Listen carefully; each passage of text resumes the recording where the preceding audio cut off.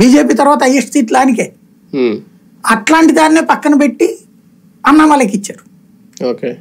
ఆంధ్రప్రదేశ్లో వచ్చేటప్పటికి తెలుగుదేశం పార్టీ ఎప్పటి నుంచి ఎన్డీఏలో భాగస్వామి, మూడో భాగస్వాము, రెండో భాగస్వాము నడుస్తా ఉంది.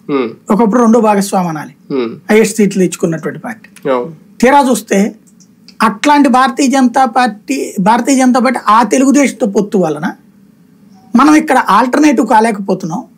కాంగ్రెస్ అనేటువంటి దాన్ని దెబ్బకొట్టాలంటే మనకి వెనకాల శక్తి కావాలి. మనం తెలుగుదేశానికి మిత్రపక్షంగా ఉంటే ఎట్లా సాధ్యం అవుతుంది? తెలుగుదేశం మన శక్తిని అది లాక్కుంటుంది.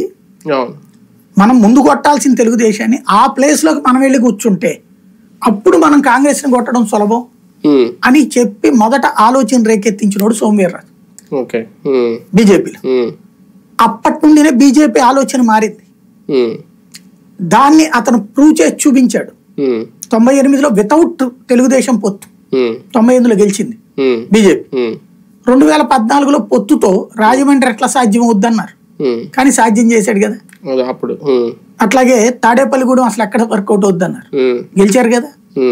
ఇట్లాంటి కాన్సెప్ట్లు ఉన్నప్పుడు అతను ఆ రూట్ లో ఇట్లాంటిది ఆలోచన రేకెత్తిస్తున్నాడు.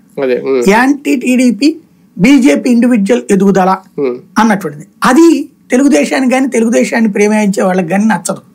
అంటే తెలుగుదేశం ప్లేస్ ని బీజేపీ ఆక్యుపై చేయాలన్న ఆలోచన రేకెత్తించి ఇవాళ తెలుగుదేశానికి ఒక భయోపాత వాతావరణాన్ని సృష్టించి ఇవాళ ఉన్న పరిస్థితుల్లో చచ్చినట్టు బీజేపీ ఇదివరకు బీజేపీకి అదిస్తే తీసుకునేది, వచ్చి చేతులు కట్టుకుని ఉంచునే పరిస్థితి. ఇవాళ వాళ్ళు ఇస్తే వాళ్ళు ఓకే అంటే భగవంతుడా అని ఫీల్ అవ్వాల్సిన పరిస్థితి. 3 రోజుల పాటు ఢిల్లీలో కూర్చుని తెచ్చుకోవాల్సిన కర్మ పట్టింది. ఈ మొత్తానికి కారణం ఎవరు అంటే సోమవీర్రాజు అనేటువంటి కోపం. అంటే బయట పార్టీ నుంచి వచ్చిన వాళ్ళు తీసుకోలేదా, సీట్ ఇవ్వలేదా అంటే తీసుకున్నారు. ఇప్పుడు రోషన్ గానీ అమర్ ప్రసాద్ గానీ.